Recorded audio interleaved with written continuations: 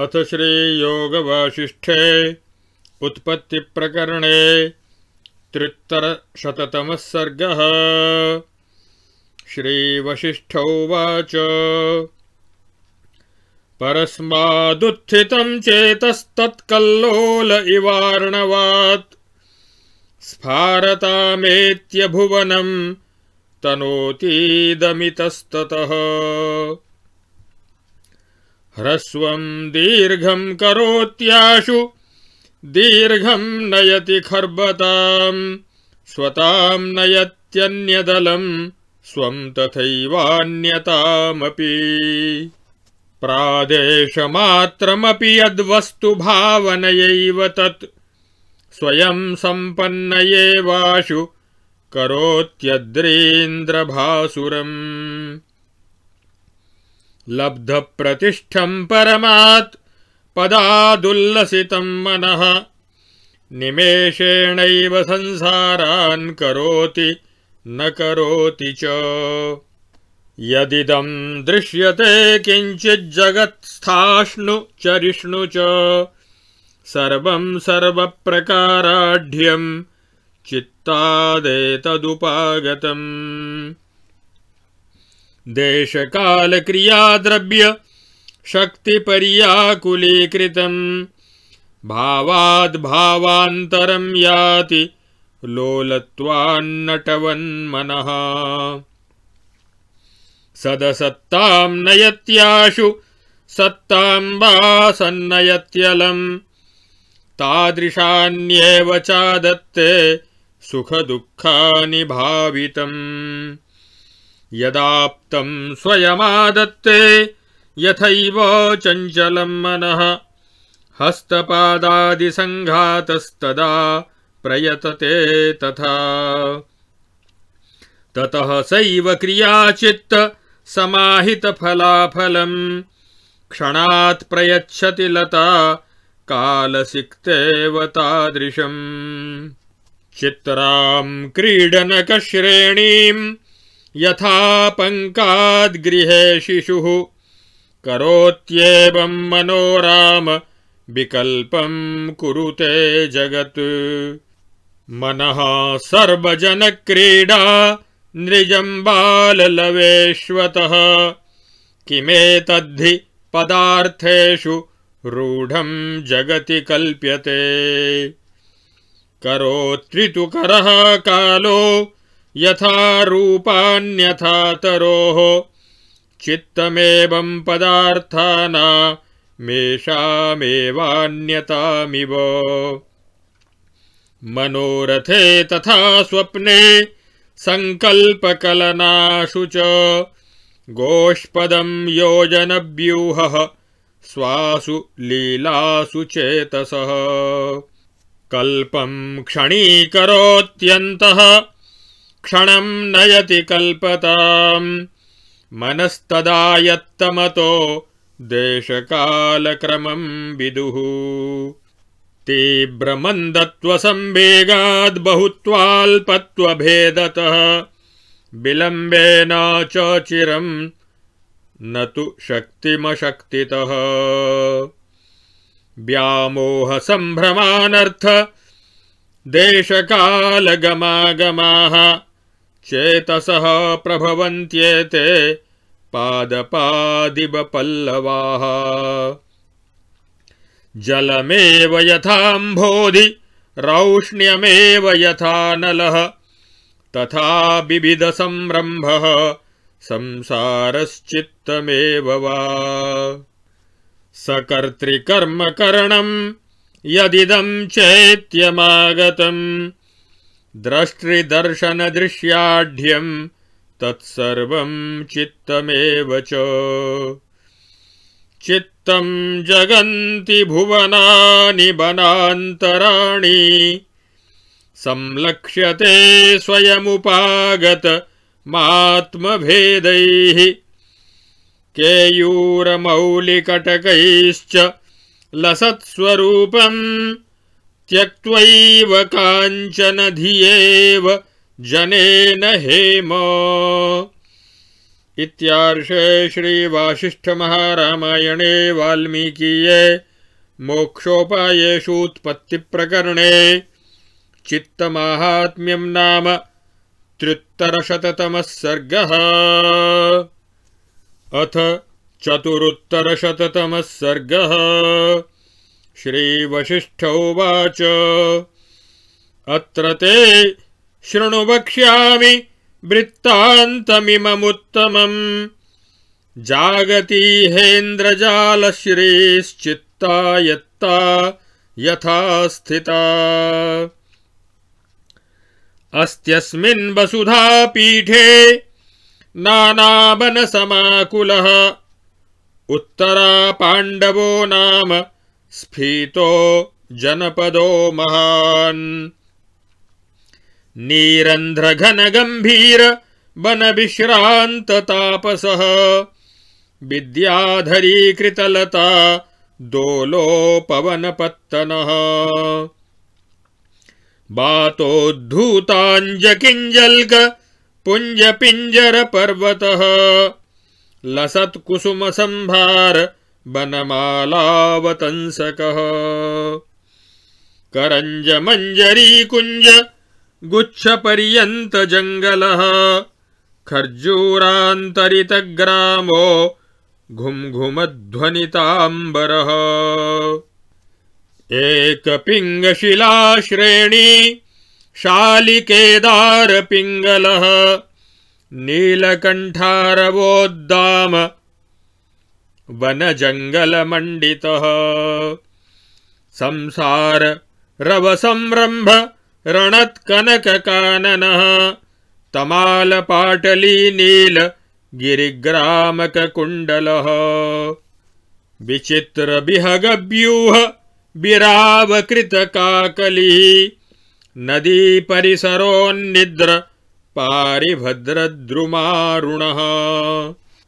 गायत्कलमकेदार दारिकाहृतमन्मथः। पुष्पफलचलद्बातव्याधूत कुसुमाम्बुदः। दरीगृहविनिष्क्रान्त सिद्धचारणवन्दिकम्। स्वर्गादिवसमानीय लावण्यमभिनिर्मितः। गायत्किन्नरगन्धर्व कदलीखण्डमण्डपः। मन्दानिलरवोद्भूतः पुष्पोपवनपाण्डुरः। तत्रास्ति लवणो नाम राजा परमधार्मिकः। हरिश्चन्द्रकुलोद्भूतो भूमाविवदिवाकरः। यद्यशः कुसुमोत्तंस पाण्डुरस्कन्धमण्डलाः। तत्र शैला विराजन्ते हाराः प्रोद्धूलिता इव। कृपाणशकलोत्कृत्त निःशेषारातिमण्डलः। अरातिलोकः प्राप्नोति यदनुस्मरणाज्वरम्। यस्योदारसमारम्भमार्यलोकानुपालनम्। चरितं संस्मरिष्यन्ति हरेरिव चिरं जनाः। यस्याप्सरोभिरद्रीन्द्रमूर्धस्वमरसद्मसु। विकासि पुलकोल्लासं गीयन्ते गुणगीतयः। यस्यास्वः सुन्दरी गीता लोकपालचिरश्रुताः। विरिञ्चि हंसैर्ध्वन्यन्ते स्वभ्यासाद्गुणगीतयः। स्वप्नेष्वपि न सामान्या यस्योदारचमत्कृतिः। रामदृष्टा श्रुता वापि दैन्यदोषमयी क्रिया। जिह्मतां यो न जानाति न दृष्टा येन धृष्टुता। उदारता येन धृता ब्रह्मणेवाक्षमालिका। दिनाष्टभागमाकाशमागते दिवसाधिपे। स कदाचित् सभास्थाने सिंहासनगतोऽभवत्। सुखोपविष्टे तत्रास्मिन् राजनीन्दाविवाम्बरे प्रविशन्तीषु सामन्तसेनासु च ससम्भ्रमम् गायन्तीष्वथ कान्तासु सुपविष्टेषु राजसु मनोहरति साह्लादे वीणावंशकलारवे चारुचामरहस्तासु सबिलासासु राजनी देवासुर गुरुप्रख्ये विश्रान्ते मन्त्रिमण्डले प्रस्तुतेषु प्रविष्टेषु राजकार्येषु मन्त्रिभिः प्रोक्तासु देशवार्तासु निपुणैश्चारुमन्त्रिभिः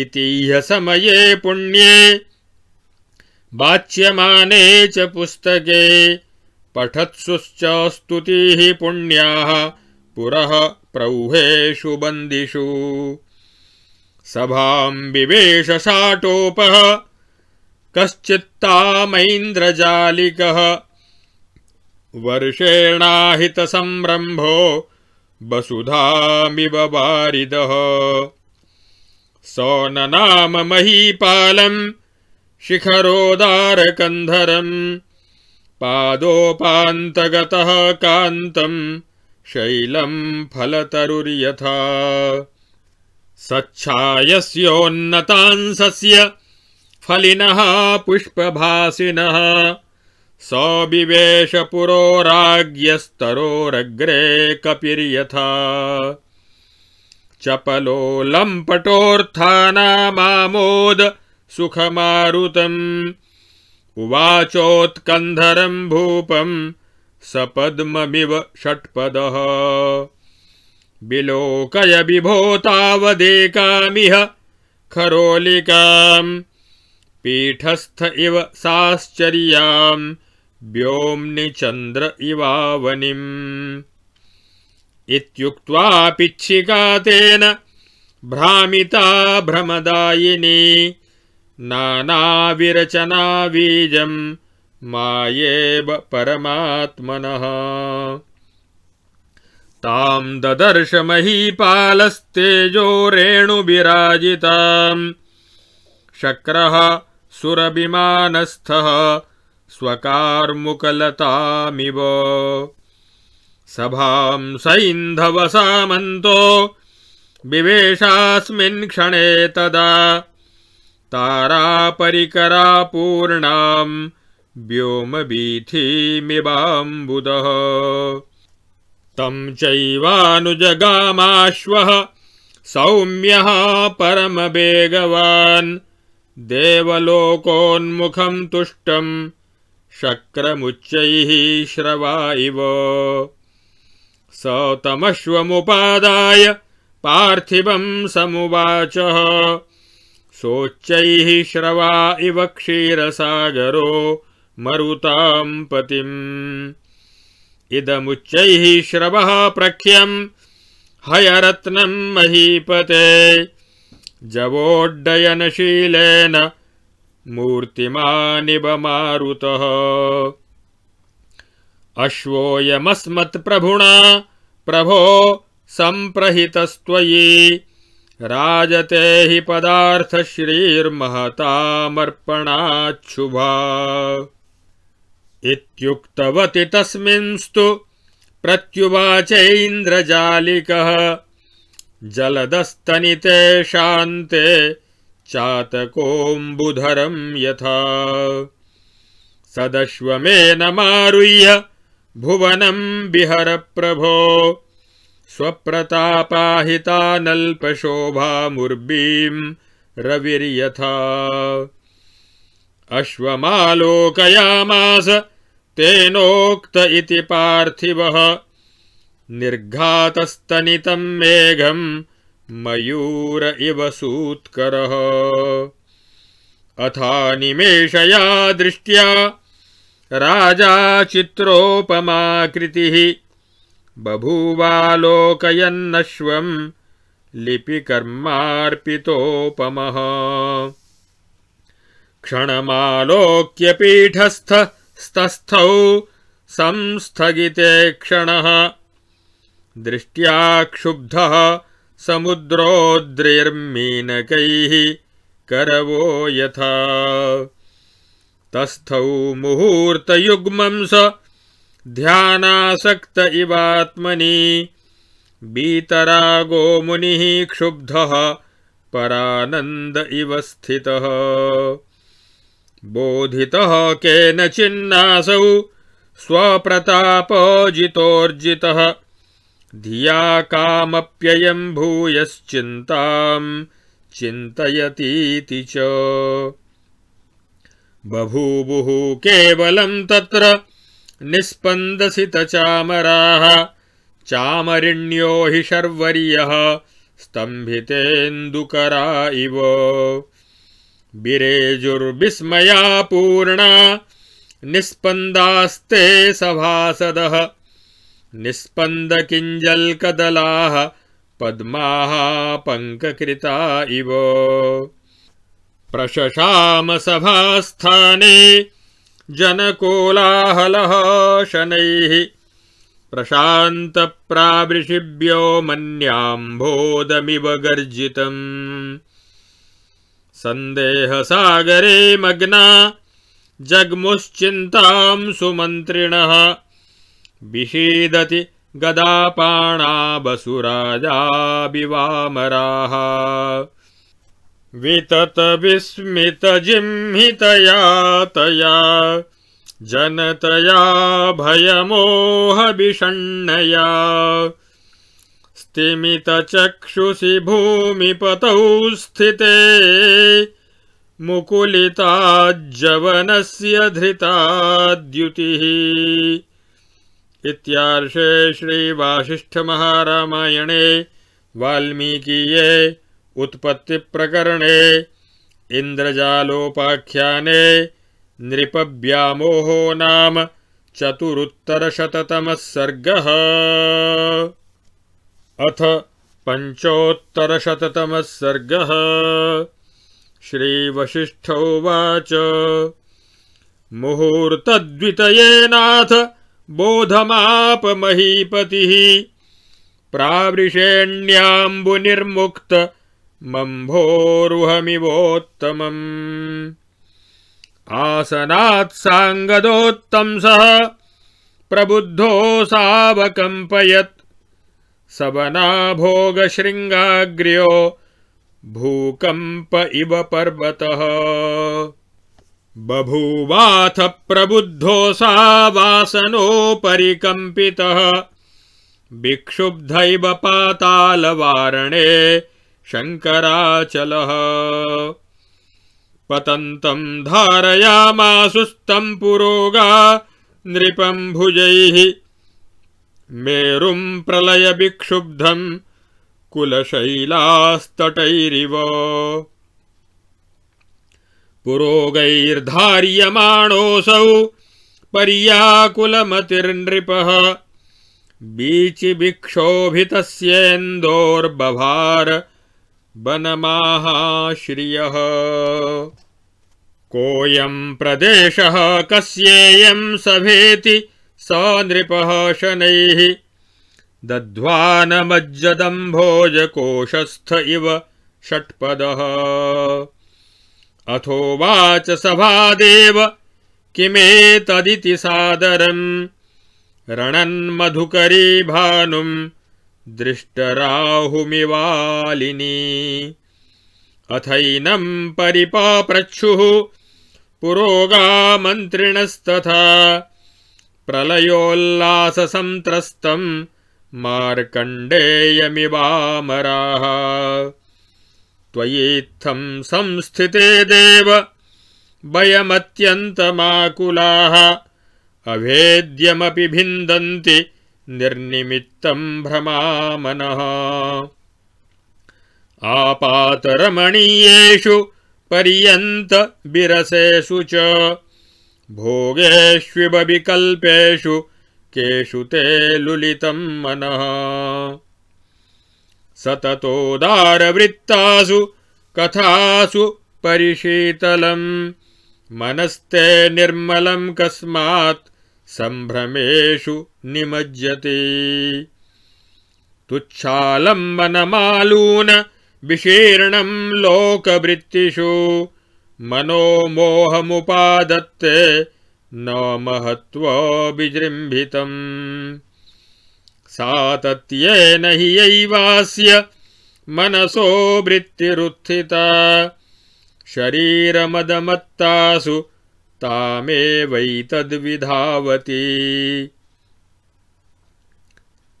अतुच्छालम्बनं धीरं प्रबुद्धं गुणहारि च तवापि हि मनश्चित्र मालूनमिव लक्ष्यते। अनभ्यस्तविवेकं हि देशकालवशानुगं मन्त्रौषधिवशं याति मनो नोदारवृत्तिमत्। नित्यमात्तविवेकस्य कथमालूनशीर्णता धुनोति विततं चेतो वात्येव विबुधाचलम्। इति जातानुगीर्णस्य भूपतेः कान्तिराननं भूषयामास शीतांशुं मासान्त इव पूर्णता।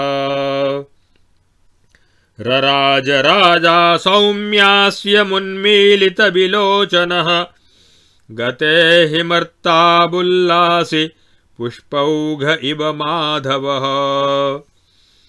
अथाति सम्भ्रमाश्चर्यखिन्ना स्मृति मुखो बभौ आसन्न मृत्युरालोक्य राहुमिन्दुरिवाम्बरे। ऐन्द्रजालिकमालोक्य प्रोवाचाथ हसन्निव बभ्रुं हिंसात्मकं दृष्ट्वा सर्परूपीव तक्षकः।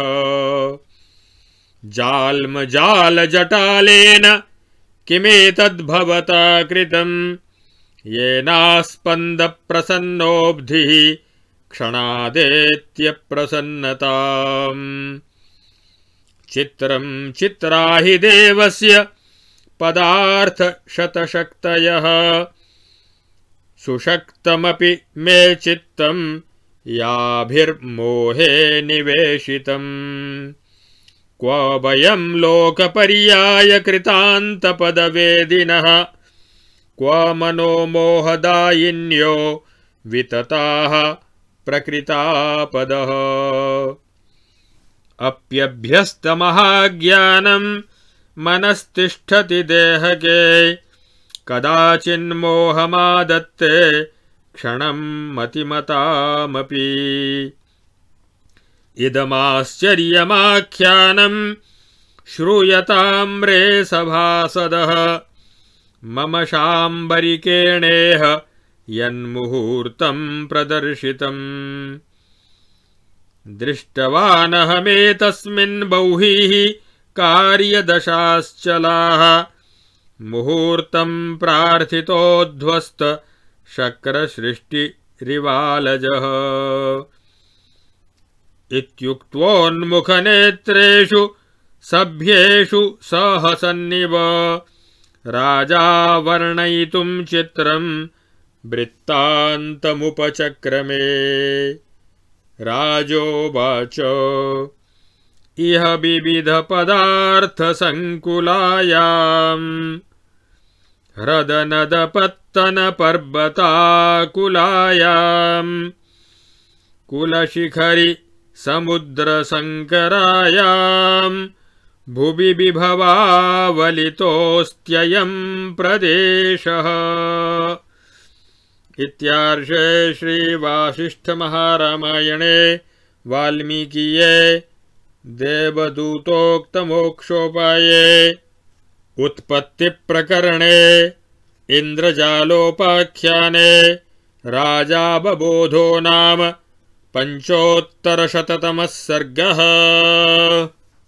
अथ षडोत्तरशततमः सर्गः। राजोवाच अस्ति तावदयं देशो नानावननदीयुतः वसुधामण्डलस्यास्य सहोदर इवानुजः अस्मिंश्चायमहं राजा पौराभिमतवृत्तिमान् इन्द्रः स्वर्ग इवास्यां तु सभायां मध्य संस्थितो यावदभ्यागतो दूरात् कश्चिच्छाम्बरिकस्त्वयं रसातलादभ्युदितो मायी मय इव स्वयम् अनेन भ्रमिताद्येह पिच्छिका तेजसोर्जिता कल्पान्तपवनाभ्रेण शक्रचापलता यथा आलोक्यैतामहं लोला मस्याश्वस्य पुरः स्थितः पृष्ठमारूढुवानेक आत्मना भ्रान्तमानसः ततोद्रिं प्रलयक्षुब्धं पुष्करावर्तको यथा तथा चलन्तं चलितः स्वश्वमारूढवाहनम् गन्तुं प्रवृत्तो मृगया मेकोऽहमतिरंहसा उर्वरामिव निर्भर्तुः कल्लोलः प्रलयाम्बुधेः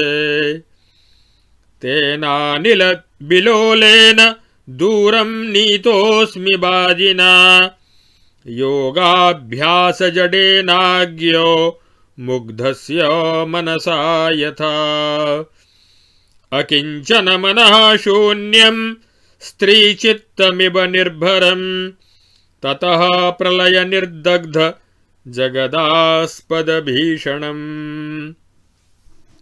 निष्पक्षिक्षारनीहारं निर्वृक्षमजलं महत् सम्प्राप्तोऽहमपर्यन्तमरण्यं श्रान्तवाहनः तद्वितीयमिवाकाशं तथाष्टममिवाम्बुधिं पञ्चमं सागरमिव संशुष्कं शून्यकोटरम् यस्यैव विततं चेतो मूर्खस्यैव रुषाजवम् अदृष्टजनसंसर्गमजाततृणपल्लवम् अरण्यमिदमासाद्य मतिर्मे खेदमागता ललने वैत्यदारिद्र्यं निरन्नफलबान्धवम् कचन्मरुमरीच्यम्बुपुरः प्लुतककुम्मुखम् आसूर्यास्तं दिनं तत्र प्रक्रान्तं सीदता मया तदरण्यं मयातीतमतिकृच्छ्रेण खेदिना विवेकिनेव संसारो मध्यशून्यतताकृति यदेतेनातिबाह्याहं प्राप्तवान् जङ्गलं क्रमात् अस्तादृशानुं खिन्नाश्वः शून्यभ्रान्त्येव भास्करः जम्बूकदम्बप्रायेषु कलालापाः पतत्रिणः यत्र स्फुरन्ति खण्डेषु पान्थानामिव बान्धवाः यत्र शष्पशिखाश्रेण्यो दृश्यन्ते विरलाः स्थले कदर्थलक्ष्म्या जिह्मस्य हृदीवानन्दवृत्तयः पूर्वादरण्यादरसात्तद्धि किञ्चित् सुखावहम् अत्यन्तदुःखान्मरणद्वरं व्याधिर्हि जन्तुषु तत्र जम्बीरखण्डस्य तलं सम्प्राप्तवानहं मार्कण्डेय इवागेन्द्र मेकार्णवविहारतः आलम्बिता मया तत्र स्कन्धसंसर्गिणी लता नीलाजलदमालेव तापतप्तेन भूभृता मयि प्रलम्बमानेस्यां प्रयातः स तुरङ्गमः गङ्गावलम्बिनि नरे यथा दुष्कृतसञ्चयः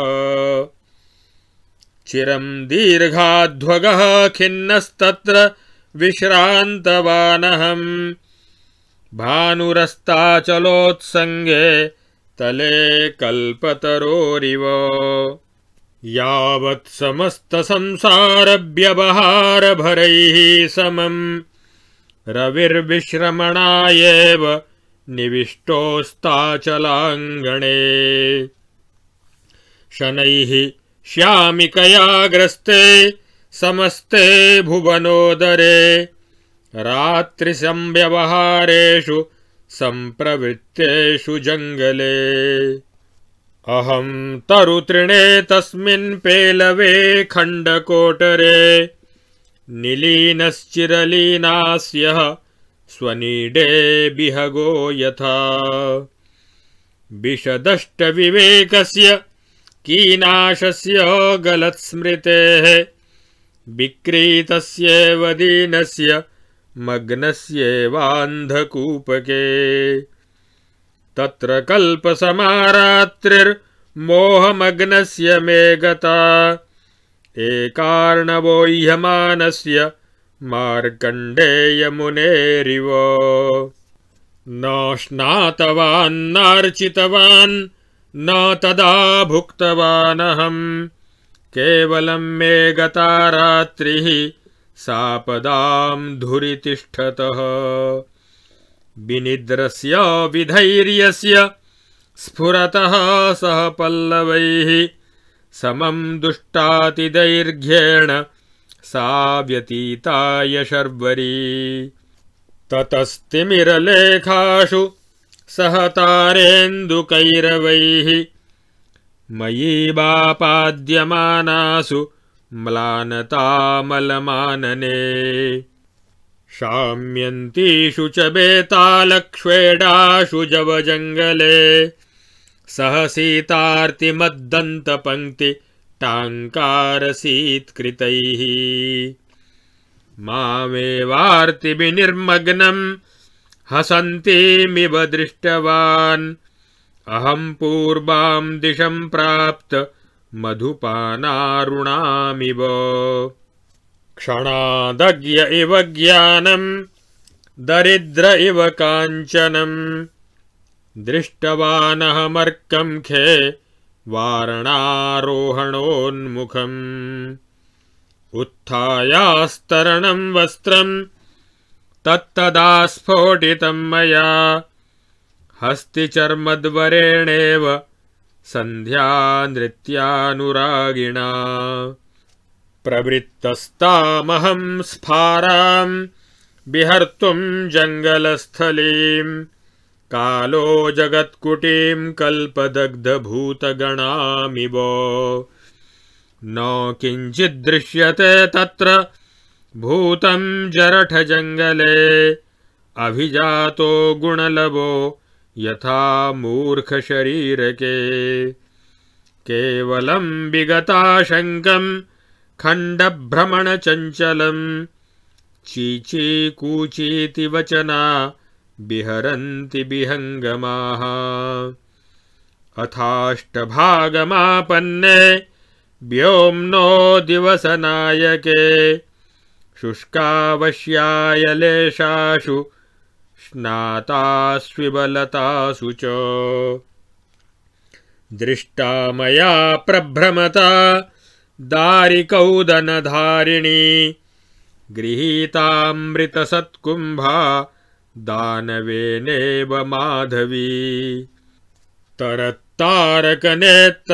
तां श्यामामधवलाम्बराम् अहमभ्यागतस्तत्र शर्वरीमिव चन्द्रमाः मह्यमोदनमाश्वेतद्बाले बलवदापदी देहि दीनार्तिहरणात् स्फारतां यान्ति सम्पदः क्षुदन्तर्महतीयं मे बाले वृद्धिमुपेयुषी कृष्णसर्पा प्रसूतेव कोटरस्था जरद्रुमे याञ्चयापि तया मह्यमित्थं दत्तं न किञ्चन यत्नप्रार्थनया लक्ष्म्या यथा दुष्कृतिने धनम् केवलं चिरकालेन मयात्यन्तानुगामिना खण्डात् खण्डं निपतति छायाभूते पुरः स्थिते तयोक्तं हारकेयूरींश्चण्डालीं विद्धि मामिति राक्षसीमिव सुक्रूरा पुरुषाश्वगजाशनाम् राजन्यार्चनमात्रेण मत्तो नाप्नोषि भोजनं ग्राम्यादनभिजातेहात् सौजन्यमिव सुन्दरम् इत्युक्तवत्या गच्छन्त्या खेलया च पदे पदे कुञ्जकेषु निमज्जन्त्या लीलावनतयोदितम् ददामि भोजनमिदं भर्ता भवसि चेन्मम लोको नोपकरोत्यर्थैः सामान्यः स्निग्धतां विना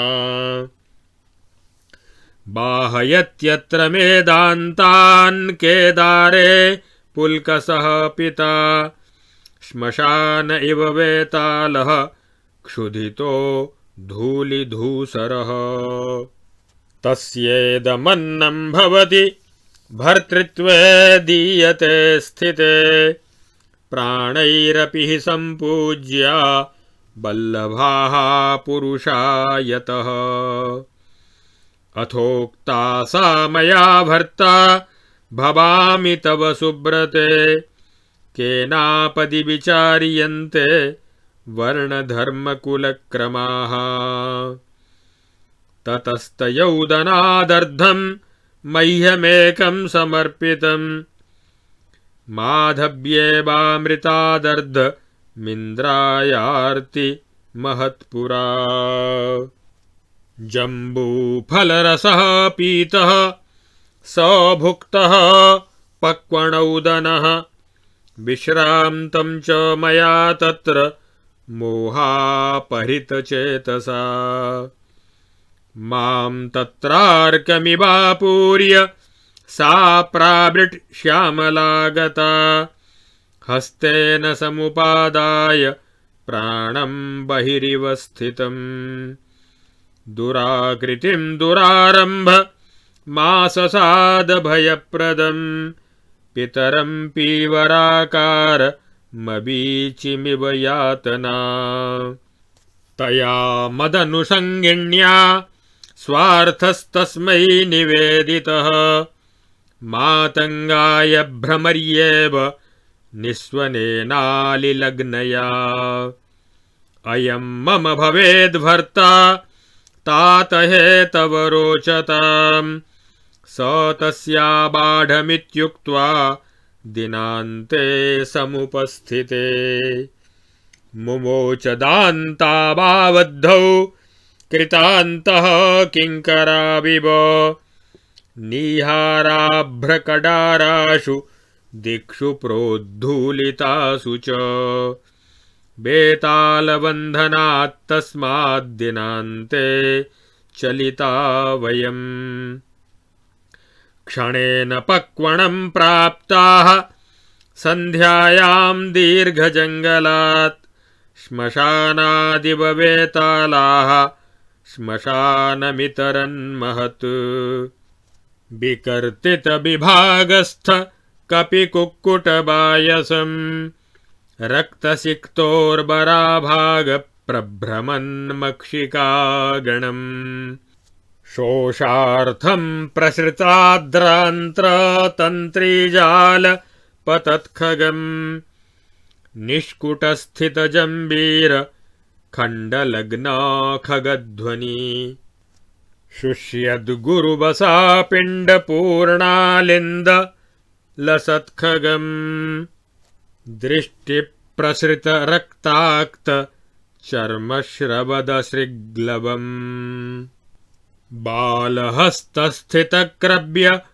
पिण्डक्वणितमक्षिकम् जर्जराधिष्ठचण्डाल तर्जितारटितार्भकम् तत्प्रविष्टाभयं कीर्ण शिरान्त्र भीमपक्वणम् मृतभूतं जगत्कल्पे कृतान्तानुचरा इव सम्भ्रमोपहितानल्पकदलीदलपीठके अहमास्थितवांस्तत्र नवेष्वसुरमन्दिरे श्वश्रामेके कराक्ष्यातु तेनाश्रिग्लवचक्षुषा जामातायमिति प्रोक्तं तया तदभिनन्दितम् अथ विश्रम्य चण्डालभोजनान्यजिनासने सञ्चितान्युपभुक्तानि दुष्कृतानि बभूरिशः अनन्तदुःखबीजानि न मनोज्ञतराण्यपि तानि प्रणयवाक्यानि श्रुतान्यशुभगान्यलम् निरभ्राम्बरनक्षत्रे कस्मिंश्चिद्दिवसे ततः तैस्तैरारम्भसंरम्भैस्तैर्वस्त्रविभवार्पणैः दत्ताप्यनेन सा मह्यं कुमारी भयदायिनी सुकृष्णा कृष्णवर्णेन दुष्कृतेनेव यातना सरभसमभितो बिनेदुरत्र प्रश्रितमहामदिरासवाः श्वपाकाः हतपटुपटः विलासवन्तः स्वयमिव दुष्कृतराशयो महान्तः। इत्यार्षे श्रीवासिष्ठमहारामायणे मोक्षोपाये उत्पत्तिप्रकरणे इन्द्रजालोपाख्याने चाण्डाली विवाहो नाम षडुत्तरशततमः सर्गः। अथ सप्तोत्तरशततमः सर्गः। राजोवाच बहुनात्र किमुक्तेन सोत्सवावर्जिताशयः तदा प्रभृति तत्राहं सम्पन्नः पुष्टपुल्कषः। सप्तरात्रोत्सवस्यान्ते क्रमान्मासाष्टके गते पुष्पिता सास्य सम्पन्ना स्थिता गर्भवती ततः प्रसूता दुःखदां कन्यां विपद्दुःखक्रियामिव सा कन्या बभृधे शीघ्रं मूर्खचिन्तैव पीवरी पुनः प्रसूता सा वर्षैस्त्रिभिः पुत्रमशोभनम् अनर्थमिव दुर्बुद्धि राशापाशविधायकम् पुनः सुतां दुहितरं पुनरप्यर्भकं ततः कलत्रवानहं जातो वने जरठपुल्कसः तया सह समास्तत्र मया बह्वोऽतिवाहिताः नारके चिन्तया सार्धं ब्रह्मग्नेनेव यातनाः शीतवातातपक्लेश विवशेन वनान्तरे चिरं विलुलितं वृद्ध कच्छपेनेव पल्वले कलत्रचिन्ता हृतया धिया सन्दैह्यमानया दृष्टाः कष्टसमारम्भा दिशः प्रज्वलिता इव क्षौमानेकसमाक्षीणपटे चेण्डकधारिणा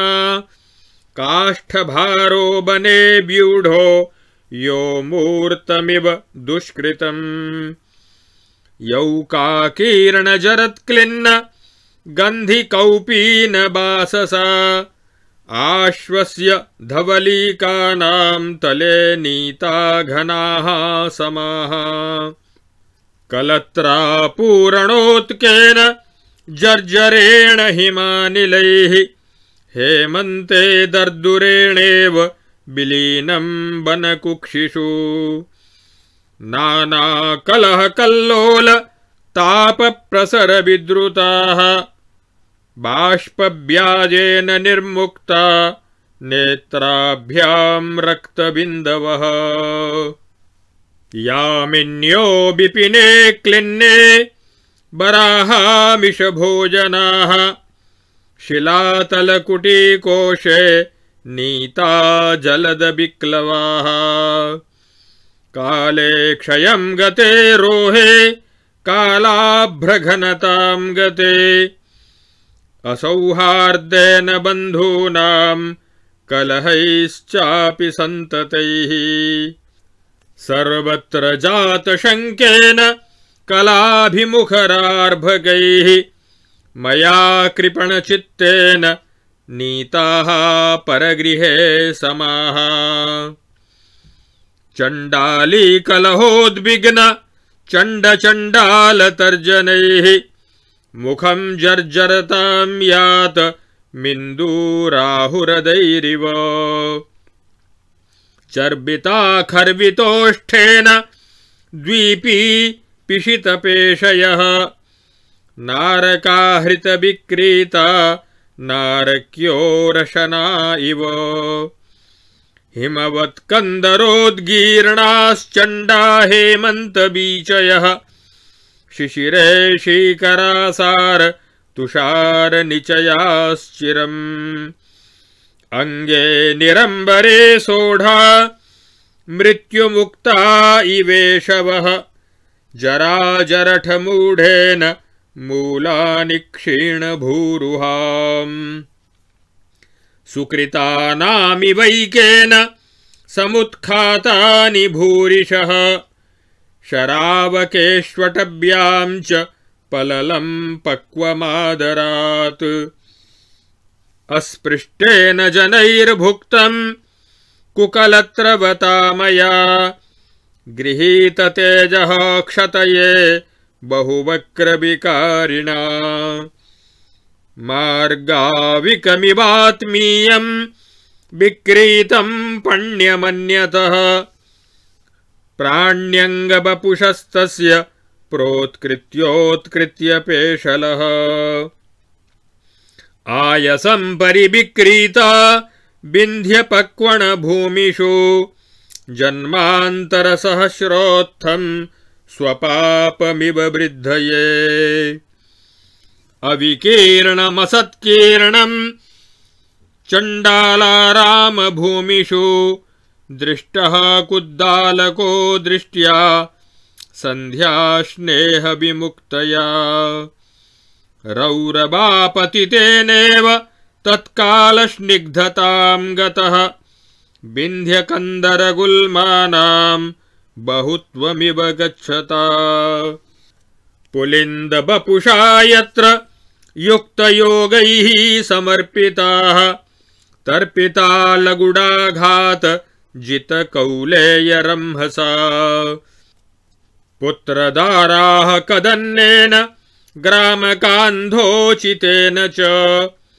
धारासार रणत्पत्र शुष्कतालतले निशाः नीतारणितदन्तेन सार्धं विपिनवानरैः रोमभिः कोटिमुद्रोद्यैः शीतेनाध्युषितस्य मे वर्षाशु मुक्ता कणवद्धृता वानलविन्दवः अजाजीमूतखण्डार्थं क्षुत्क्षुण्णो क्षीणकुक्षिणा कलत्रेण सहाटव्यां कृतः कलह आकुलः वने रणितदन्तेन शीतके करचक्षुषा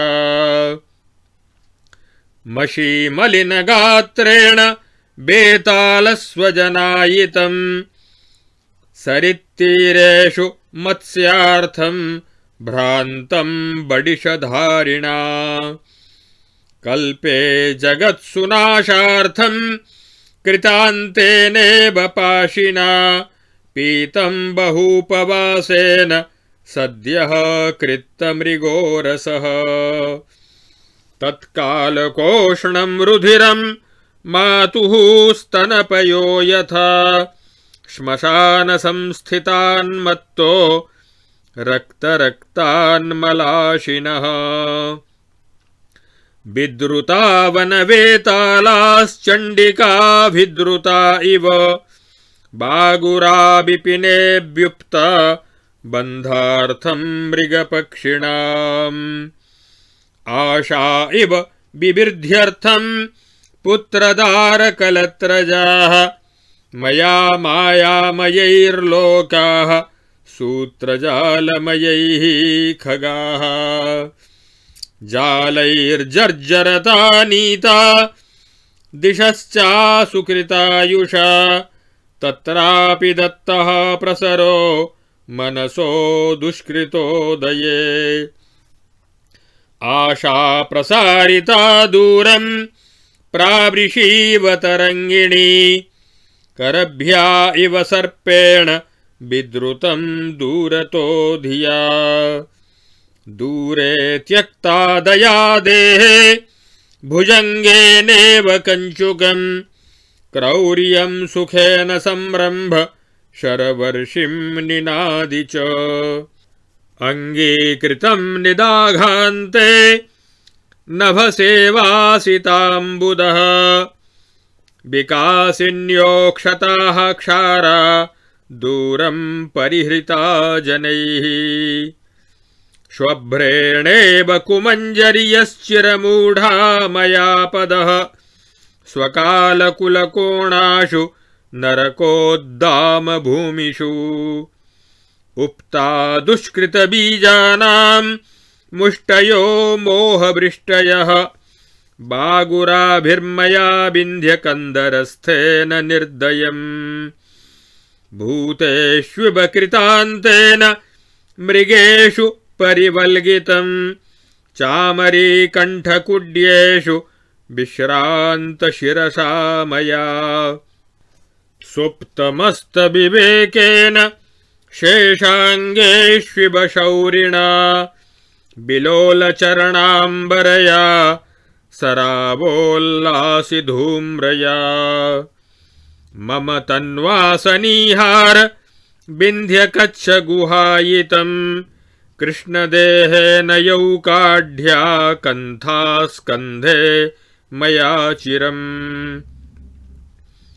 ग्रीष्मे सोढाचलद्भूता वराहेण यथोर्वरा बहुशोऽहं वनोत्थाग्नि निर्दग्धप्राणिमण्डलः कल्पाग्निभुक्तजगतः कालस्यानुगतिं गतः लोभिलिङ्गो यथा रोगमनर्थानिव दुर्ग्रहः प्रसूतास्तत्र मे दारा दुःखान्यथ सुखान्यपि नृपालपुत्रकेनैकतनयेन तदा मया नीता नीरन्ध्रदोषेण षष्ठिः कल्पसमाः समाः आकृष्टमुद्धरतरं रुदितं विपत्सु भुक्तं कदन्नमुषितं हतपक्वणेषु कालान्तरं बहुमयोपहतेन तत्र दुर्वासनानिगडबन्धगतेन सभ्याः। इत्यार्षे श्रीवासिष्ठमहारामायणे वाल्मीकीये उत्पत्तिप्रकरणे इन्द्रजालोपाख्याने आपद्वर्णनं नाम सप्तोत्तरशततमः सर्गः। अथ अष्टोत्तरशततमः सर्गः। राजोवाच अथ गच्छति कालेऽत्र जराजर्जरितायुषी तुषारपूर्णशष्पौघ समश्मश्रुभृते मयि कर्मबातापनुन्नेषु सरसेष्वरसेष्वपि पतत्सु बासरौघेषु शीर्णपर्णगणेष्विव आजाबिब शरौघेषु सुखदुःखेष्वनारतम् कलहेष्वप्यकार्येषु चागच्छत्सु पतत्सु च विकल्पकल्पनावर्तवर्तिनी द्विजगे जडे समुद्रैव कल्लोलभरे भ्रमितचेतसि चलच्चिन्ताचितं चक्रमारूढे भ्रान्त आत्मनि प्रोह्यमाने तृण इव सावर्तं कालसागरे विन्ध्योर्वीवनकीटस्य ग्रासैकशरणस्य मे द्विबाहोर्गर्धवस्यात्र क्षीण इत्थं समागणे विस्मृते मम भूपत्वे शवस्येव महाजवे चाण्डालत्वे स्थिरीभूते पक्षच्छिन्न इवाचले संसारमिव कल्पान्तो दावाग्निरिव काननम् सागरोर्मिस्तटमिव शुष्कवृक्षमिवाशनिः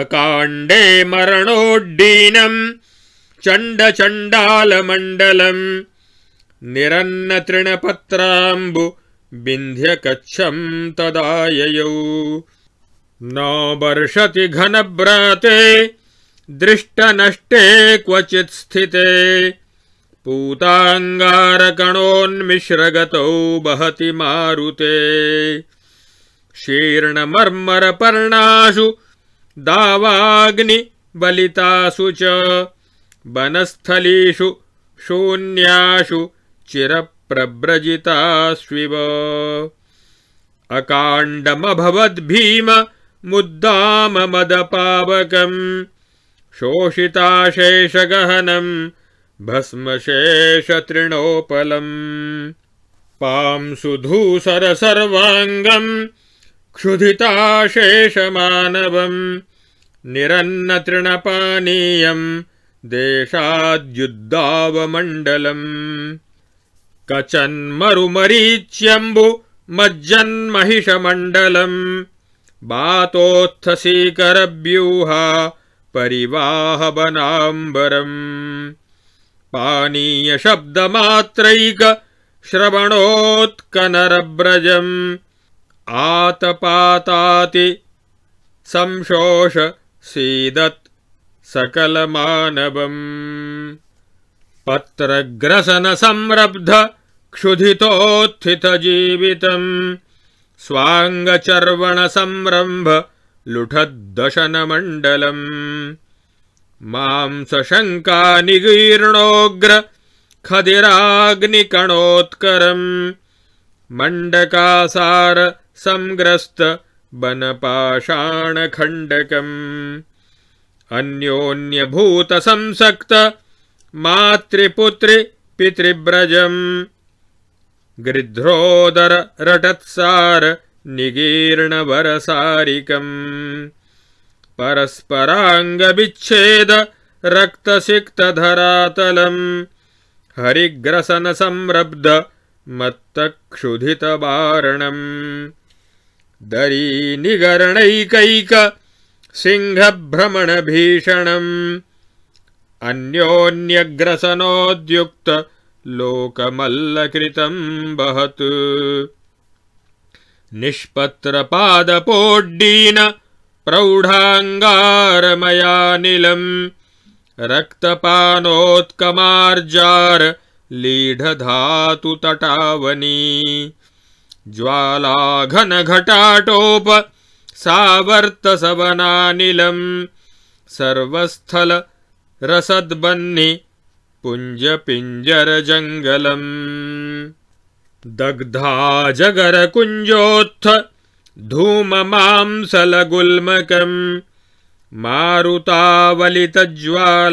सन्ध्याभ्रवलिताम्बरम् उद्दामरवमुद्भ्रान्त भस्मनास्तम्भमण्डलम् साक्रन्द नरदाराग्रदीनार्भक कृतारवम् सम्भ्रान्तपुरुषव्यूह दन्तकृत्तमहाशवम् मांसगन्धजवग्रस्त रक्तारक्तनिजाङ्गुली नीलपत्रलताशङ्का पीतधूमघनच्छवी भ्रमद्गृध्रनिगीर्णोग्र नभो भ्रान्तोल्मुकामिषम् इतरेतरभिन्नाङ्ग लोकविद्रवणाकुलम् ज्वलिताग्निटणत्कार विदीर्णहृदयोदरम् गर्तमारुतक्राङ्कार भीमदावाग्निबल्गनम् भीताजगरफूत्कार पतदङ्गारपादपम् सदकाण्डस्फुटद्देशम् प्राप्य तच्छुष्ककोटरम् द्वादशार्काग्निदग्धस्य जगतोऽनुकृतिं ययौ ज्वलदनलजटालवृक्षखण्ड प्रसरमरुत्प्रसरावनुन्नलोकः ज्वलनतपनभास्करात्मजानां रमणगृहानुकृतिं जगामदेशः। इत्यार्षे श्रीवासिष्ठमहारामायणे मोक्षोपाये उत्पत्तिप्रकरणे इन्द्रजालोपाख्याने अकाण्डवर्णनं नाम अष्टोत्तरशततमः सर्गः। अथ नवोत्तरशततमः सर्गः। राजोवाच तस्मिंस्तदा वर्तमाने कष्टे विधिविपर्यये अकालोल्वणकल्पान्ते नितान्तं तापदायिनी जनाः केचन निष्क्रम्य सकलत्र सुहृज्जनाः गता देशान्तरं व्योम्नः शरदीव पयोधराः देहावयवसंलीन पुत्रदाराग्र्यबन्धवः शीर्णाः केचन तत्रैव श्छिन्ना इव बने द्रुमाः भक्ताः केचन च व्याघ्रैर्निर्गतास्तु स्वमन्दिरात् अजातपक्षकाः श्येनैः खगानीडोद्गता इव प्रविष्टाः केचिदनलं ज्वलितं शलभा इव केचिच्छ्वभ्रेषु पतिताः शिलाशैलच्युता इव अहं तु तान् परित्यज्य श्वशुरादीन् स्वकं क्षमं कलत्रमात्रमादाय कृच्छ्राद्देशाद्विनिर्गतः अनलाननिलांश्चैव भक्षकांस्तक्षकानपि वञ्चयित्वा भयान् मृत्योः सदारोहं विनिर्गतः प्राप्य तद्देशपर्यन्तं तत्र तालतरोस्तले अवरोप्य सुतान् स्कन्धान् नानानर्थानिवोल्वणान् विश्रान्तोऽस्मि चिरं श्रान्तो रौरवादिव निर्गतः दीर्घदावनिदाघार्तो ग्रीष्मे पद्म इवाजलः अथ चाण्डालकन्यायां विश्रान्तायां तरोस्तले सुप्तायां शीतलच्छाये द्वौ समालिङ्ग्य दारकौ पृच्छको नाम तनयो ममैकः पुरतः स्थितः अत्यन्तबल्लभोऽस्माकं कनीयान् मौग्ध्यवानिति स मामुवाच दीनात्मा बाष्पूर्णविलोचनः तात देह्याशु मे मांसं पातुं च रुधिरं क्षणात्। पुनः पुनर्वदन्नेवं स बालस्तनयो मम प्राणान्तिकीं दशां प्राप्तः साक्रन्दो हि पुनः क्षुधा। तस्योक्तं तु मया पुत्र मांसं नास्तीति भूरिशः तथापि मांसं देहीति वदत्येव स दुर्मतिः। अथ वात्सल्यमूढेन मया दुःखातिभारिणा तस्योक्तं पुत्र मन्मांसं पक्वं सम्भुज्यतामिति। तदप्यङ्गीकृतं तेन देहीति वदता पुनः मन्मांसभक्षणं क्षीणवृत्तिना श्लेषवृत्तिना। सर्वदुःखापनोदाय स्नेहकारुण्यमोहिना तस्य तामार्तिमालोक्य मया दुःखातिभारिणा। सोढुं तामापदं तीव्रामशक्तेन हतात्मना मरणायातिमित्राय कृतोऽन्तर्निश्चयो मया। तत्र काष्ठानि संचित्य चितां रचितवानहं चिता चटचटा स्फोटैः स्थिता मदभिकाङ्क्षिणी। तस्यां तु यावदात्मानं चितायां निक्षिपाम्यहं चलितोऽस्मि जवात्तावद् अस्मात् सिंहासनान् नृपः। ततस्तूर्यनिनादेन जयशब्देन बोधितः इति शाम्बरिकेणायं मोह उत्पादितो मम। अज्ञानेनेव जीवस्य दशाशतसमन्वितः इत्युक्तवति राजेन्द्रे लवणे भूरि तेजसी। अन्तर्धानं जगामाशु तत्र शाम्बरिकः क्षणात् अथेदमूचुस्ते सभ्या विस्मयोत्फुल्ललोचनाः।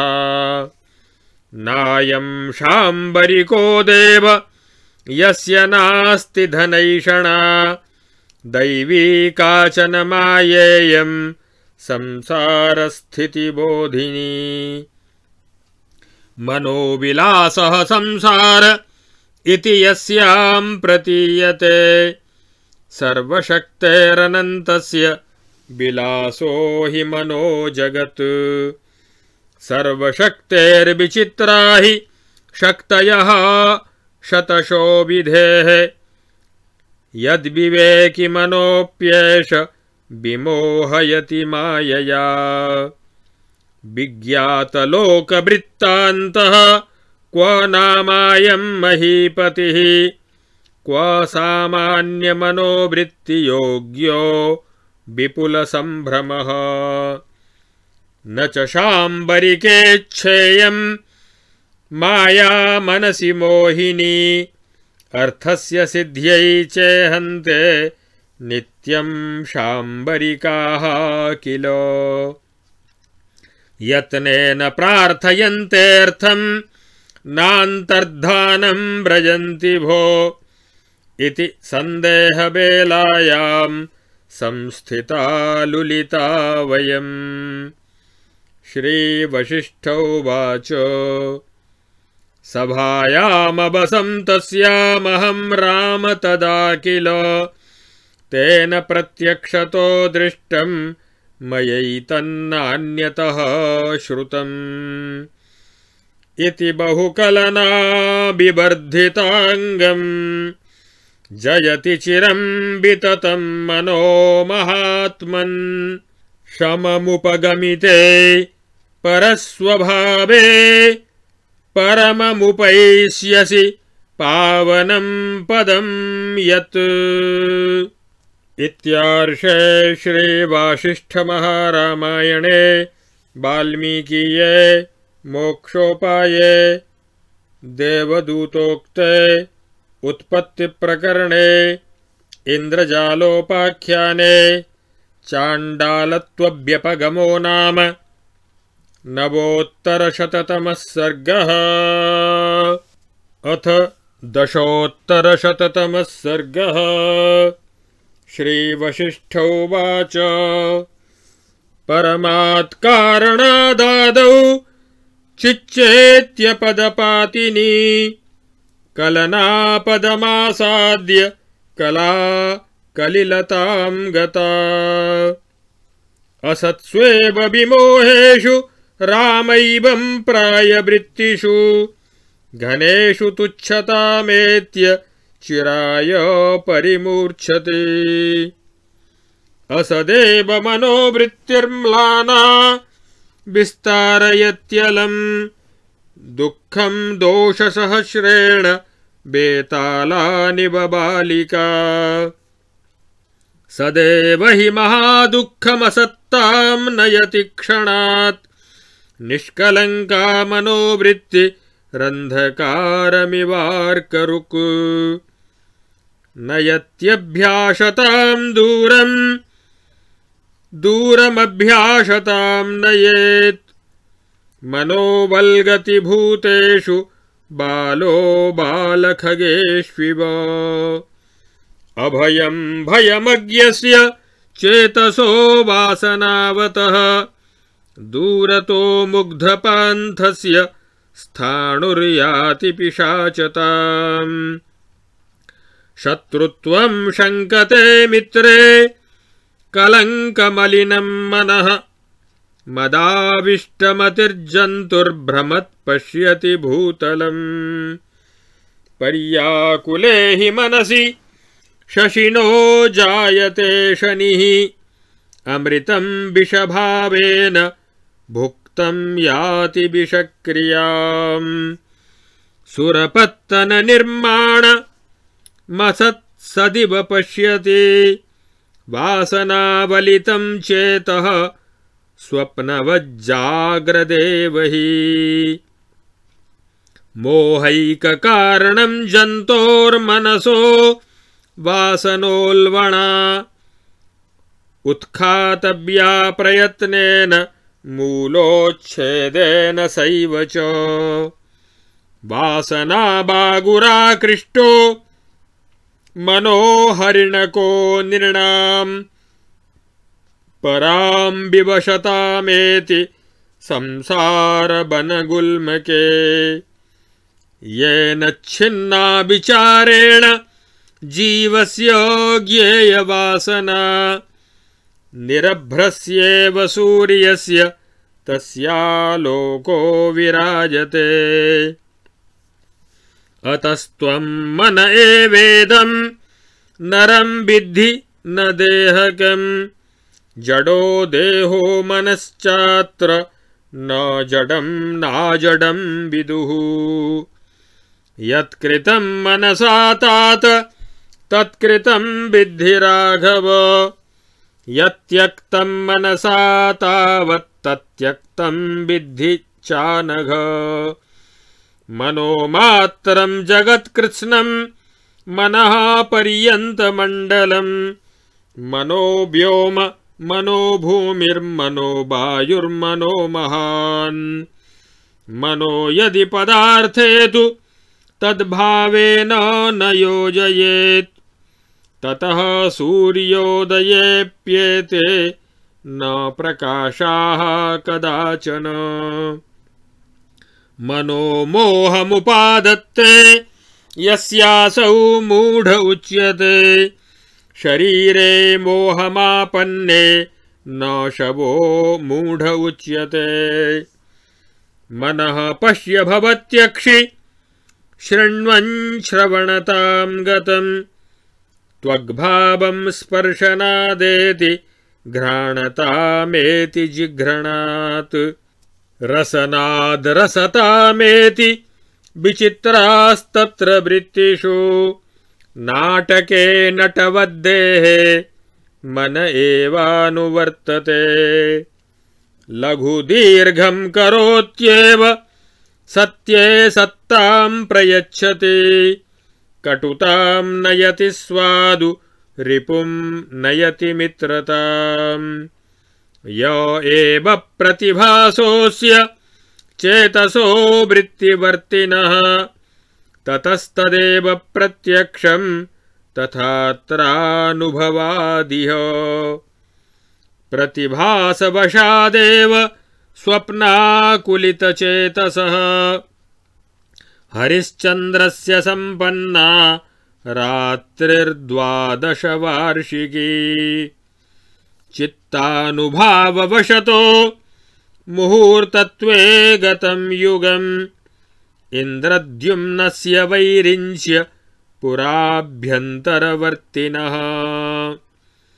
मनोज्ञया मनोवृत्त्या सुखतां याति रौरवम् प्रातः प्राप्तव्यराज्यस्य सुबद्धस्येव बन्धनम्। जिते मनसि सर्वैव विजिता चेन्द्रियावलिः शीर्यते च यथा तन्तौ दग्धे मौक्तिकमालिका। सर्वत्र स्थितया स्वच्छरूपया निर्विकारया समया सूक्ष्मया नित्यं चिच्छक्त्या साक्षिभूतया। सर्वभावानुगतया न चेत्यार्थविभिन्नया रामात्मसत्तया मूकमपि देहसमं जडम्। मनोऽन्तश्चलति व्यर्थं मननैषणमुह्यया बहिर्गिरिसरिद्व्योम समुद्रपुरलीलया। जाग्रच्चाभिमतं वस्तु नयत्यमृतमृष्टताम् अनीहितं च विशताम् नयत्यमृतमप्यलम्। अमृष्टसर्वभावानामलमात्मचमत्कृतिम् मनः स्वाभिमताकारं रूपं सृजति वस्तुषु। स्पन्देषु वायुतामेति प्रकाशेषु प्रकाशताम् द्रवेषु द्रवतामेति चिच्छक्तिस्फुरितं मनः। पृथिव्यां कठिनतामेति शून्यतां शून्यदृष्टिषु सर्वत्रेच्छास्थितिं याति चिच्छक्तिस्फुरितं मनः।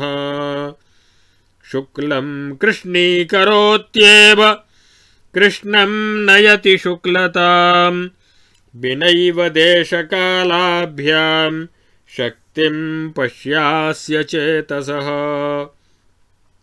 मनस्यन्यत्र संसक्ते चर्बितस्यापि जिह्वया भोजनस्यापि मृष्टस्य न स्वादोऽस्यानुभूयते।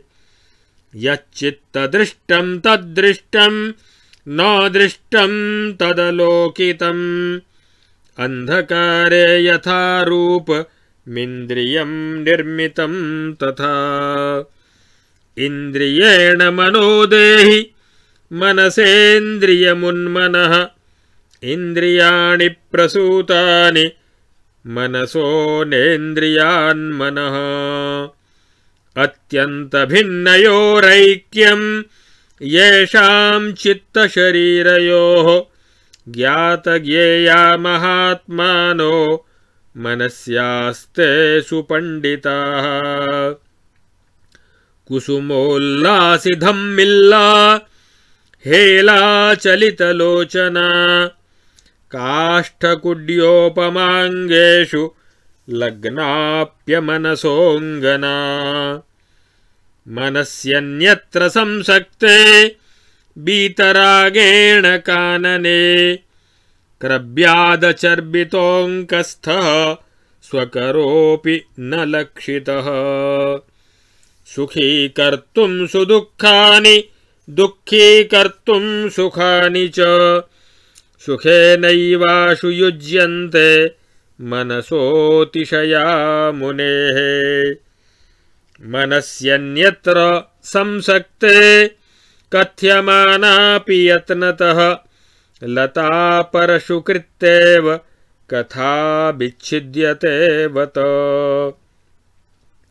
मनस्यद्रितटारूढे गृहस्थेनापि जन्तुना शुभ्राभ्रकन्दरभ्रान्ति दुःखं समनुभूयते मनस्युल्लसिते स्वप्ने हृद्येव पुरपर्वताः आकाश इव विस्तीर्णे दृश्यन्ते निर्मिताः क्षमाः मनो विलुलिते स्वप्ने हृद्येवाद्रिपुरावलिं तनोति चलिताम्भोधिर्बीचीचय मिवात्मनि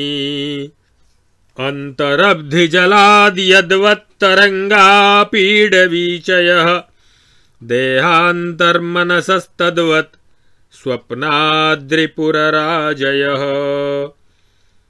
अंकुरस्य यथा पत्रलता पुष्पफलश्रियः मनसोऽस्य तथा जाग्रत् स्वप्नविभ्रमभूमयः व्यतिरिक्ता यथा हेम्नो न हेमबनिता तथा जाग्रत् स्वप्नक्रिया लक्ष्मीर्व्यतिरिक्ता न चेतसः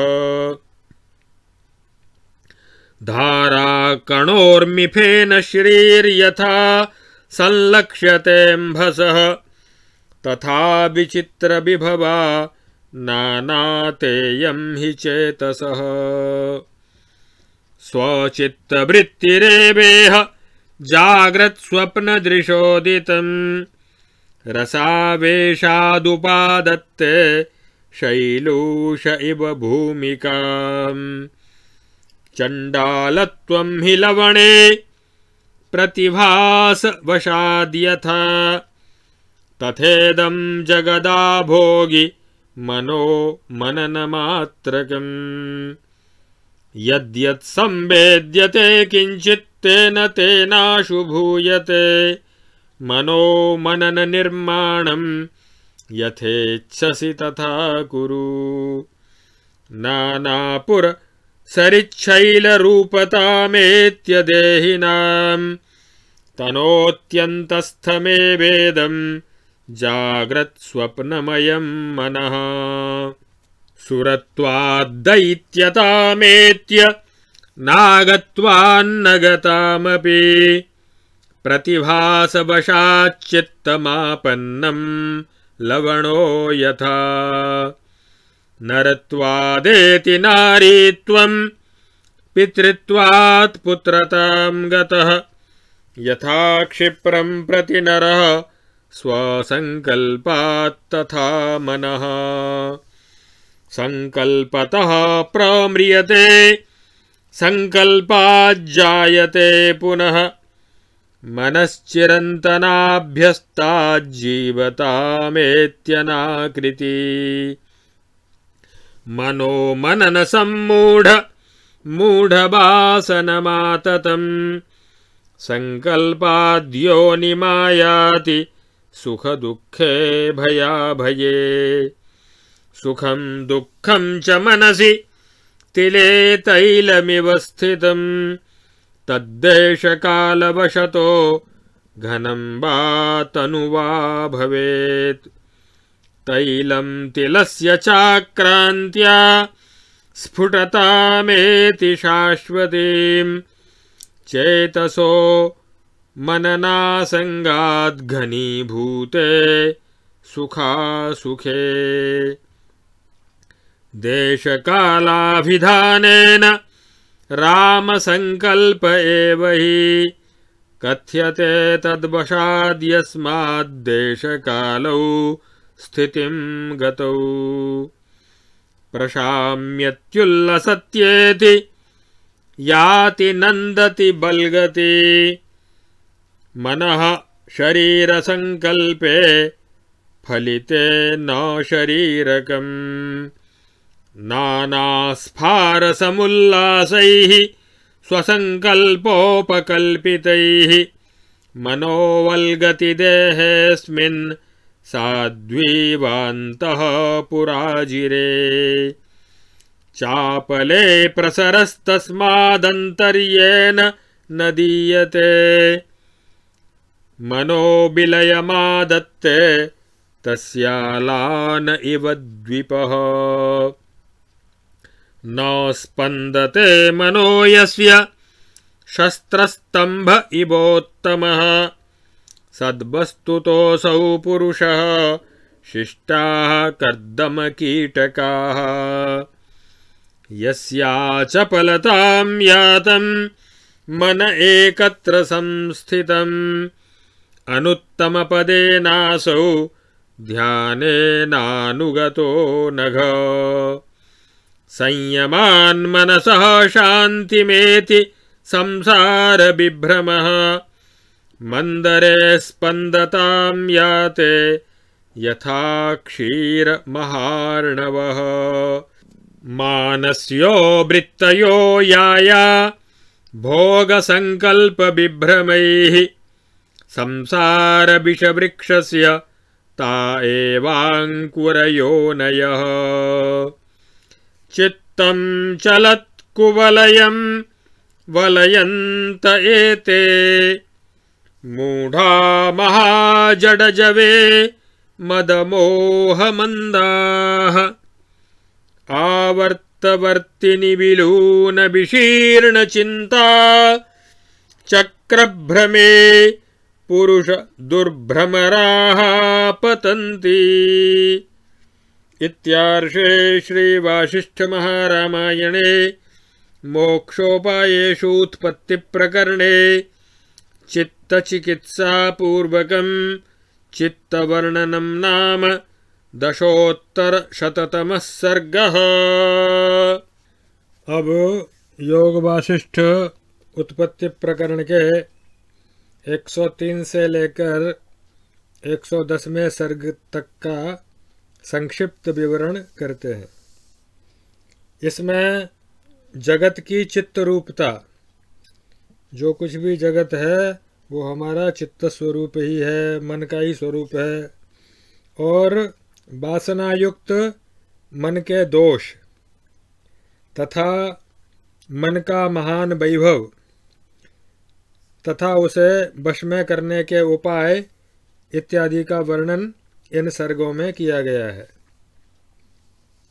श्री वशिष्ठ जी कहते हैं, हे श्री राम, जैसे सागर से उसकी बड़ी बड़ी लहरें उठती हैं, उसी प्रकार परब्रह्म परमात्मा से इस चित्त रूपी तरंग का उत्थान हुआ है।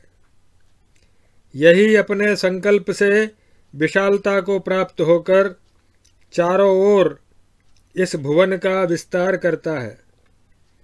सब प्रकार की वस्तुओं से संपन्न यह जो कुछ भी चराचर जगत दृष्टिगोचर हो रहा है, सब का सब चित्त के संकल्प से ही प्रकट हुआ है। हे श्री राम, जैसे छोटा बच्चा घर में कीचड़ या गीली मिट्टी से विचित्र प्रकार के खिलौने बनाता है, वैसे ही मन अपने संकल्प से विकल्प रूपी जगत की सृष्टि करता है। जैसे ऋतुओं का निर्माण करने वाला काल विभिन्न ऋतुओं में वृक्ष का कुछ और ही विलक्षण रूप कर देता है, उसी प्रकार चित्त भी सब प्रकार के पदार्थों को विलक्षण सा बना देता है।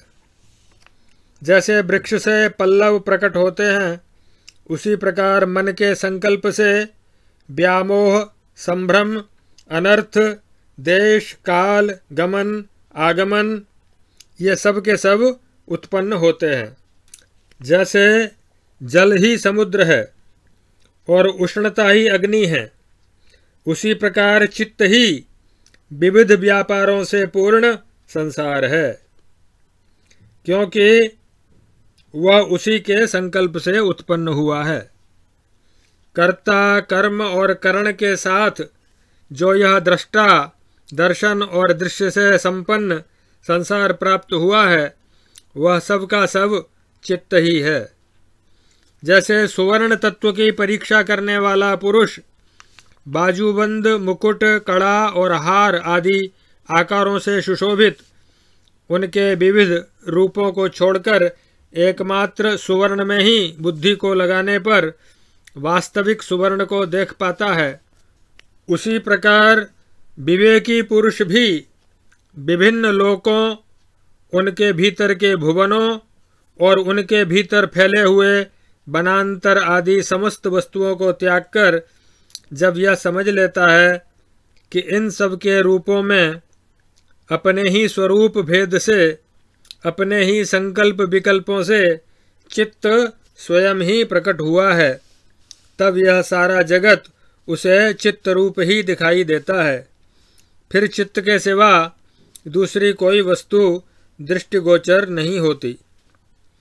जैसे बालिका बेतालों का विस्तार करती है, उसी प्रकार अत्यंत तुच्छ वासना रूपी सहस्रों दोषों से मलिन हुई मनोवृत्ति जो है ही नहीं, वह उस दुख का भी पूर्ण रूप से विस्तार करती है। किंतु जो वासना रूप कलंक से मलिन नहीं हुई है, ऐसी जो निष्कलंक बुद्धि है, वह मनोवृत्ति महान दुख विद्यमान हो तो भी उसे उसी प्रकार क्षण भर में मिटा देती है, जैसे सूर्य की प्रभा अंधकार को। वासना युक्त अज्ञानी चित्त को जहाँ भय नहीं है, वहाँ भी भय दिखाई देता है। जैसे भ्रम में पड़े हुए पथिक को ठूठा काठ दूर से पिशाच जैसा जान पड़ता है। कलंक से मलिन हुआ मन मित्र में भी शत्रुभाव की आशंका करता है। जैसे नशे में चूर हुआ प्राणी इस पृथ्वी को घूमती हुई देखता है, मन के व्याकुल होने पर चंद्रमा से भी वज्रपात होता जान पड़ता है। विष बुद्धि से भक्षण किया गया अमृत भी विष का काम करता है। मन की उत्कट वासना ही जीव के लिए एकमात्र मोह का कारण है। अतः यत्न पूर्वक उसी की जड़ काटकर उसे उखाड़कर फेंक देना चाहिए। मनुष्यों का मन रूपी हिरन संसार रूपी वन की झाड़ी में वासना रूपी जाल से आकृष्ट होकर बड़ी विवशता को प्राप्त हो जाता है। जिस विचार से जीव की ज्ञेय पदार्थ संबंधिनी वासना कट जाती है, उसका प्रकाश बादलों के आवरण से रहित सूर्य की प्रभा के समान प्रकाशित होता है। अतः तुम मन को ही मानव समझो, इस स्थूल देह को नहीं। देह तो जड़ है, किंतु इनके भीतर रहने वाले मन को न जड़ माना जाता है और न अजड़। हे तात, हे निष्पाप रघुनंदन, मन ने जो कर दिया उसी को किया हुआ समझो, और मन ने जिसे छोड़ दिया उसी को छोड़ा हुआ मानो। यह सारा जगत एकमात्र मन ही है। मन ही संपूर्ण भूमंडल है, मन ही आकाश है, मन ही भूमि, मन ही वायु और मन ही महत्तत्व है। यदि मन सूर्य आदि पदार्थ में प्रकाश आदि रूप से अपने आप को योजित न करे तो ये सूर्य आदि भी कभी भी प्रकाशित न हो। जिसका मन मोह को प्राप्त होता है वही मूढ़ कहलाता है। यदि शरीर मोह को प्राप्त हो तो उसके शव को कोई मूढ़ नहीं कहता। मन जब देखता है तब वह नेत्र बन जाता है, जब सुनता है तब श्रवण या कान बन जाता है। स्पर्श का अनुभव करने से वही त्वगिंद्रिय का रूप ग्रहण करता है। सूंघने से घ्राणेन्द्रिय और रसास्वादन करने से रसनेन्द्रिय हो जाता है। जैसे नाटक में एक ही नट अनेक भूमिकाओं विविध रूपों में देखा जाता है, उसी प्रकार देह के भीतर इन विचित्र इंद्रिय वृत्तियों में केवल मन की ही अनुवृत्ति होती है। मन छोटे को बड़ा बना देता है, सत्य पदार्थ में असत्ता स्थापित कर देता है, स्वादिष्ट को कड़वा बनाता और शत्रु को मित्र बना लेता है। यदि भगवत स्मरण आदि मनोहर मनोवृत्ति का उदय हो तो रौरव नरक का दुख भी सुख के रूप में परिणत हो जाता है। जिसे कल सवेरे राज्य मिलने का विश्वास है, वह यदि कारागार में अच्छी तरह बंधा हो तो भी उसका वह बंधन दुखद नहीं होता। मन के जीत लिए जाने पर सारी इंद्रियां स्वतः वश में हो जाती हैं। हे श्री राम, सर्वत्र विद्यमान स्वच्छ निर्विकार सम सूक्ष्म साक्षी स्वरूप संपूर्ण पदार्थ में अनुगत चैत्य पदार्थों से अभिन्न तथा चिन्मात्र रूप जो आत्मसत्ता है, उससे उपलक्षित बाघ आदि सब क्रियाओं से रहित ब्रह्म है। उसे भी यह मन देह के तुल्य और जड़ बनाकर अंतःकरण में काम संकल्प रूप भ्रांति से और बाहर पर्वत नदी समुद्र आकाश एवं नगर आदि की लीला से युक्त होकर व्यर्थ घूमता रहता है। जिसे चित्त ने देखा है वही वस्तु देखी गई मानी जाती है। यदि चित्त ने नहीं देखा तो सामने रखी हुई वस्तु भी नहीं दिखाई देती। जैसे अंधकार में नील रूप की कल्पना की गई है, उसी तरह मन ने अपने में ही इंद्रियों का निर्माण कर रखा है। इंद्रियों से मन साकार होता है और मन से इंद्रियां। इस प्रकार यद्यपि दोनों समान हैं, तथापि इनमें मन ही उत्कृष्ट है, क्योंकि मन से इंद्रियां उत्पन्न हुई हैं, इंद्रियों से मन उत्पन्न नहीं होता। इस तरह चित्त और शरीर एक दूसरे से अत्यंत भिन्न होने पर भी जिनकी दृष्टि में इन दोनों की एकता है, अर्थात जो चित्त और शरीर दोनों को जड़ कोटि में मानकर उन्हें एक सा समझते हैं, वे ज्ञेय आत्मा के ज्ञाता परम ज्ञानी महात्मा हम सब के लिए वंदनीय हैं। जब मन अन्यत्र आसक्त होता है, किसी दूसरे काम में उलझा रहता है, तब बड़े यत्न से कही जाती हुई कथा का क्रम भी टूट जाता है।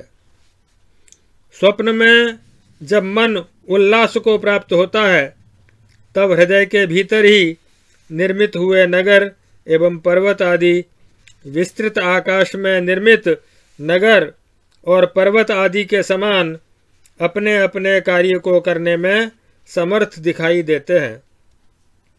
जैसे चंचल समुद्र अपने आप में ही तरंगमालाओं का विस्तार करता है, उसी तरह मन स्वप्नावस्था में अपने से विक्षिप्त हुए हृदय में ही पर्वत और नगरों की श्रेणी को फैला देता है। जैसे समुद्र के भीतर जल से तरंगमालाएं और छोटी छोटी लहरें प्रकट होती हैं, उसी तरह देह के भीतर मन से ही स्वप्नगत पर्वत और नगरों की पंक्तियां प्रादुर्भूत होती हैं। जैसे पत्र लता फूल और फल की शोभा अंकुर का ही स्वरूप है, उससे भिन्न नहीं, उसी प्रकार जागृत और स्वप्न की विलास भूमियां मन का ही विकास है, मन से भिन्न नहीं। जैसे सुवर्ण की नारी प्रतिमा सुवर्ण से भिन्न नहीं है, उसी प्रकार जागृत और स्वप्नावस्था की क्रिया लक्ष्मी चित्त से पृथक नहीं है। जैसे जल का वैभव ही धारा, जलकण, तरंग और फैन आदि की शोभा के रूप में दृष्टिगोचर होता है, उसी प्रकार जगत के विविध पदार्थों के रूप में यह चित्त का ही विचित्र वैभवशाली नानात्व प्रकट हुआ है। जैसे नट श्रृंगार आदि रस के आवेश से विभिन्न भूमिका वेश वैचित्र को ग्रहण करता है, उसी प्रकार अपनी चित्तवृत्ति ही यहाँ राग के आवेश से जागृत और स्वप्नगत दृश्य प्रपंच के रूप में उदित होती है। सब ओर फैला हुआ वासनारूढ़ मन विषयों के मनन से अतिशय मोह को प्राप्त हो अपने संकल्प के अनुसार विभिन्न प्रकार की योनि, जन्मस्थान, सुख दुख तथा भय और अभय को प्राप्त होता है। जैसे तिल में तेल रहता है, उसी तरह मन में सुख और दुख रहते हैं। वे ही देश और काल का प्रभाव पड़ने से कभी घनीभूत हो जाते हैं और कभी अत्यंत सूक्ष्म हो जाते हैं। मनस शरीर के संकल्प के सफल होने पर ही स्थूल शरीर शांति एवं उल्लास को प्राप्त होता है, आता जाता है और उछलता कूदता है। वह स्वतंत्र रूप से कुछ नहीं करता। जैसे साध्वी स्त्री अंतःपुर के आंगन में ही अपने संकल्प से उदित विविध एवं विस्तृत उल्लासों के साथ क्रीड़ा करती है, उसी प्रकार मन इस देह के भीतर अपने संकल्पों द्वारा कल्पित अनेक प्रकार के बढ़े हुए उल्लासजनक भावों से क्रीड़ा विलास करता है। इसलिए जो पुरुष अंतःकरण में मन को चपलता विषय चिंतन के लिए अधिक अवसर नहीं देता, उसका वह मन खंभे में बंधे हुए हाथी के समान स्थिर होकर लय को प्राप्त हो जाता है। हे निष्पाप रघुनंदन, जिसका मन एक लक्ष्य में स्थिर होकर अपनी चपलता का त्याग कर चुका है, वह ध्यान के द्वारा सर्वोत्तम पद परब्रह्म परमात्मा से संयुक्त हो जाता है। जैसे मंदराचल के स्थिर हो जाने पर क्षीर सागर शांत हो गया था, उसी प्रकार मन के संयम से संसार रूपी भ्रांति का शमन हो जाता है। इस प्रकार वाल्मीकि मुनि प्रणीत आर्ष वासिष्ठ महारामायण के देवदूतोक्त मोक्षोपायों में उत्पत्ति प्रकरण के भाषानुवाद में चित्त का वर्णन करने वाला यह 110वां सर्ग पूरा हुआ। हरि ओम तत्सत्।